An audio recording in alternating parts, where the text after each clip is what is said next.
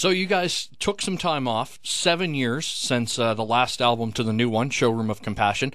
Why did you guys decide to take the break that you did? We think that less is more, and I think people are culturally overfed on media, and so I think it was good for us to take a short break or long break, however you look at it, and we had been touring for 15 or 16 years, and we had to find a way to get off of our label deal, and then we had to figure out how we wanted to release this album, and there were a lot of sort of mechanical things we had to figure out. So, do you think that also is what hurts bands nowadays? Is just the quick turnover? It's like if you have a hit, it's like we need a new album next year. Yeah, well, I think there's a lot of fear in the music industry. That's why they push bands so hard.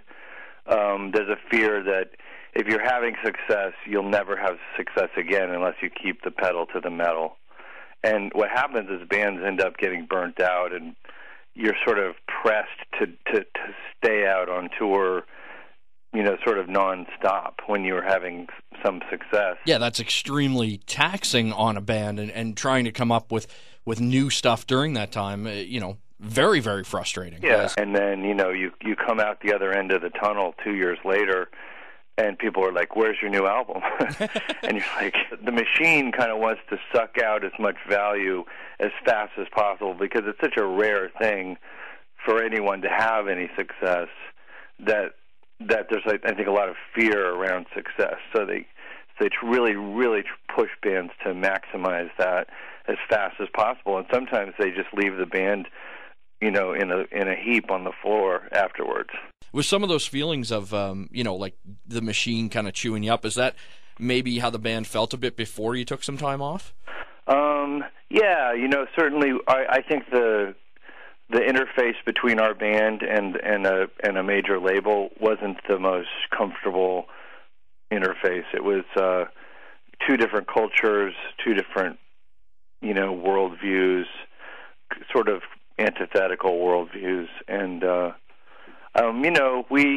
we started out with our first album so long ago. That was a self-released independent album that we found distribution for and had some success with, and then we were picked up by an independent label that at the time was independent, and then they got bought by a bigger label, which was owned by an even bigger company, and that was owned by Satan. And so anyway, just joking.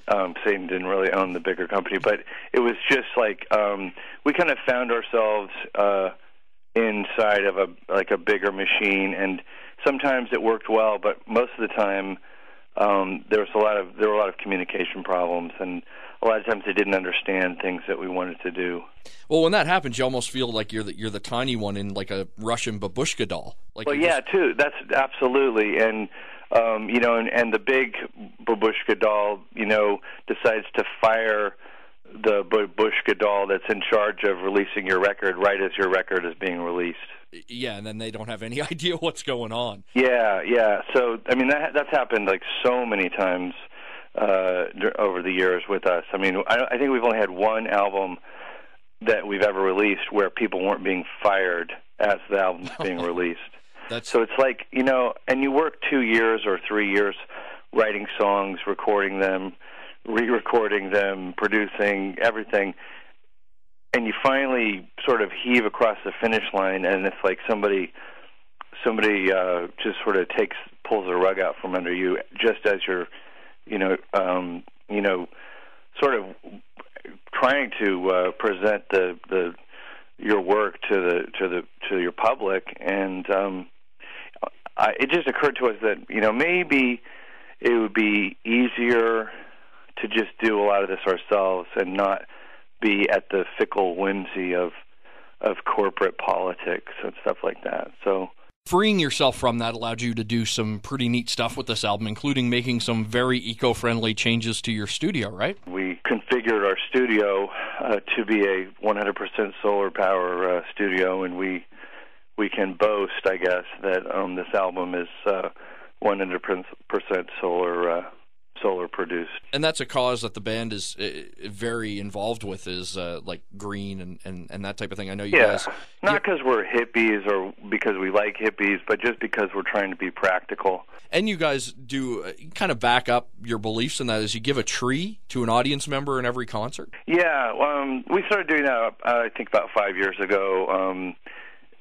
I had an experience a long time ago when I was just starting the band. I was broke. I was sort of barely able to eat food, and but there was a tree that was being sold at a sale or whatever, and for $7, and I bought it, and I planted it outside my apartment. Years and years passed. I think 10 or so years passed.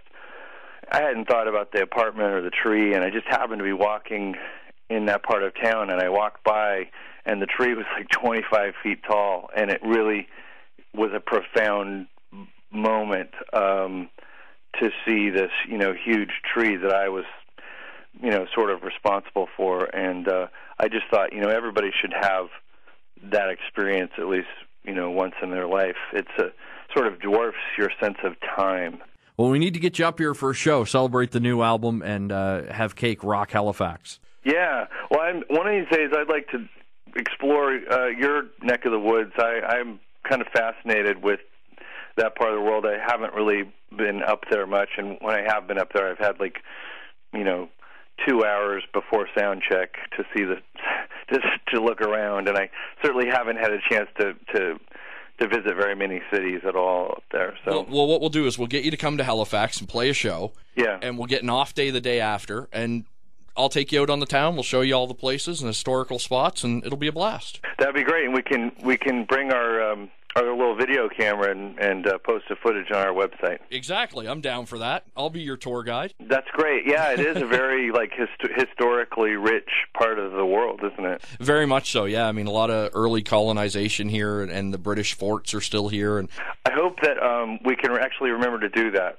No, hey, I'm down with it, and we've got it recorded. So okay, we can use it. We can send the MP3 to my manager. Exactly, and say, listen, we're both on board for this. Make it happen. Yeah, that sounds good.